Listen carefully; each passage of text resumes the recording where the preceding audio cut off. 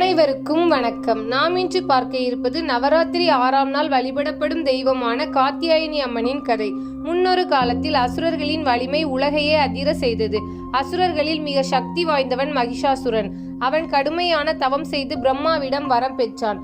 அவன் கேட்ட வரம் என்னவென்றால், தேவர்கள் மனிதர்கள் யாராலும் நான் அழிக்கப்படக்கூடாது, ஒருவேளை ஒரு பெண்ணின் கையால் தான் எனக்கு மரணம் வேண்டும் என்று கேட்டான்.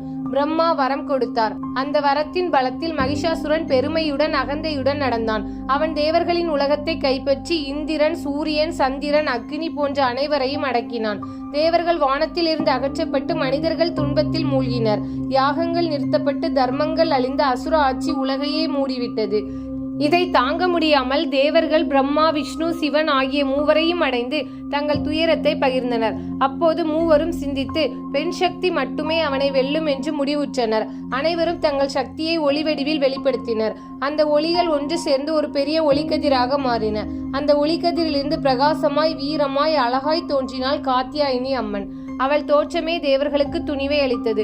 சிவனிடமிருந்து திரிசூலம், விஷ்ணுவிடமிருந்து சக்கரம், இந்திரனிடமிருந்து வஜ்ராயுதம், வருணனிடமிருந்து சங்கம், அக்னியிடமிருந்து தீ கதிர்கள், வாகனமாக சிங்கம். இவ்வாறு அனைத்து தேவர்களின் ஆயுதங்களும் அம்மனுக்கு வழங்கப்பட்டது.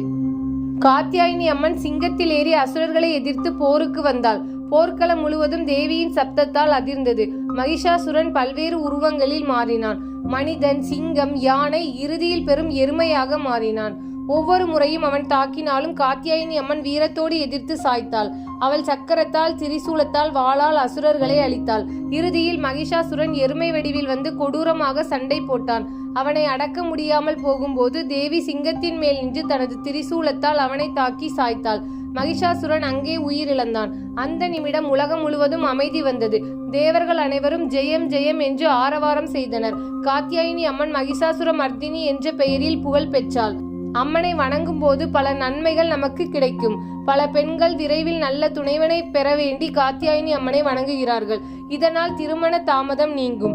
மாணவர்கள் அறிவும் கவனமும் பெற உதவுகிறாள் காத்தியாயினி அம்மன். இதனால் அவர்களின் கல்வியில் முன்னேற்றம் கிடைக்கும். குடும்பத்தில் மகிழ்ச்சியும் செழிப்பும் தருவாள். நல்ல ஆரோக்கியமும் மன அமைதியும் கிடைக்கும். பக்தர்களின் பயமும் துன்பமும் நீக்கி துணிவையும் நம்பிக்கையையும் அளிப்பாள்.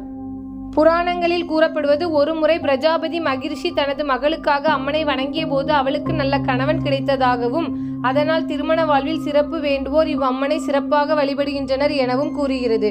நவராத்திரியின் 6ஆம் நாளில் காத்தியாயினி அம்மனை பூஜிப்பது மிகுந்த சிறப்பு.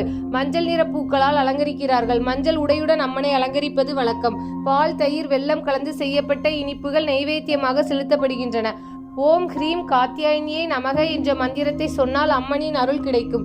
இந்த கதை நமக்கு சொல்லும் பாடம் என்னவென்றால், அகந்தை எவ்வளவு வலிமையானாலும் அது அழிவையே தரும். பெண்மையின் சக்தி அசைக்க முடியாதது. தீமை எவ்வளவு வலிமையாக இருந்தாலும் இறுதியில் நன்மையும் நீதியுமே வெல்லும். நவராத்திரியின் 6ஆம் நாள் வணங்கப்படும் காத்தியாயினி அம்மன் பக்தர்களுக்கு அமைதி, துணிவு, கல்வி, திருமண வாழ்வு, செழிப்பு ஆகிய அனைத்தையும் அருள்கிறாள். அவரை அன்போடு வணங்குவோர் வாழ்வில் வரும் தடைகள் அனைத்தும் நீங்கி நல்லிணக்கமும் வளமும் நிறைந்த வாழ்க்கையை பெறுவார்கள். இதுவே காத்தியாயினி அம்மனை பற்றிய கதையாகும். இது நவராத்திரி 6ஆம் நாள் வழிபடப்படும் தெய்வமான காத்தியாயினி அம்மனை வழிபடும் முறைகள். நவராத்திரி 6ஆம் நாள் காத்தியாயினி அம்மனை சிறப்பாக வழிபடுவர். அம்மனுக்கு மிகவும் பிடித்த நிறம் மஞ்சள். அதனால் மஞ்சள் நிற சாறு, மஞ்சள் நிற உடை, மஞ்சள் பூக்கள் வைத்து அலங்கரிப்பது வழக்கம். நைவேத்தியமாக பால், தயிர், வெல்லம், இனிப்புகள், தேன், எளிய சாதம் போன்றவை செலுத்தலாம். பெண்கள் திருமண நலனுக்காக, ஆண்கள் துணிவிற்காக, மாணவர்கள் கல்விக்காக பூஜை செய்கின்றனர். காத்தியாயினி அம்மனை தியானித்து பின்வரும் மந்திரங்களை சொல்வது மிகவும் சிறப்பு. ஓம் ஹ்ரீம் காத்தியாயினியை நமக. சந்திர ஹிருதயம் ஸ்தோத்திரம் உடன் அம்மனை வணங்கலாம்.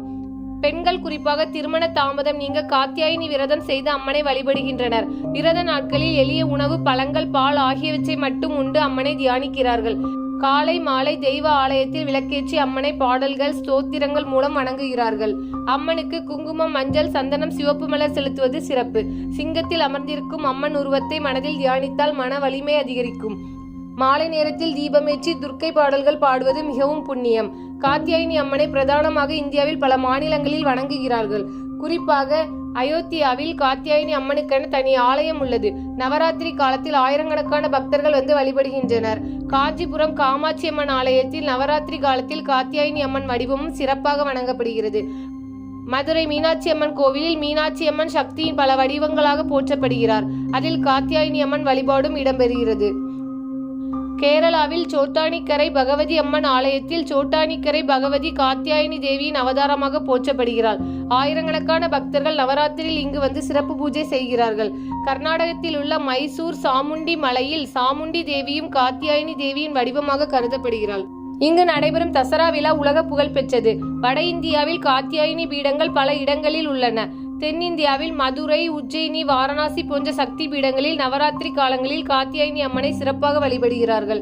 காத்தியாயினி அம்மனை நம்பிக்கையுடன் பக்தியுடன் மஞ்சள் நிற பூக்கள், இனிப்புகள், தீபம் கொண்டு வணங்கினால் திருமண தாமதம் நீங்கும், கல்வியில் முன்னேற்றம் கிடைக்கும், பயம், துக்கம், நோய் ஆகியவை அகலும், குடும்பத்தில் அமைதி, வளம், செழிப்பு நிலைக்கும். இதுவே காத்தியாயினி அம்மனை வழிபடும் முறைகள் ஆகும். தினமொரு கதையில் கதை கேட்ட அனைவருக்கும் நன்றி.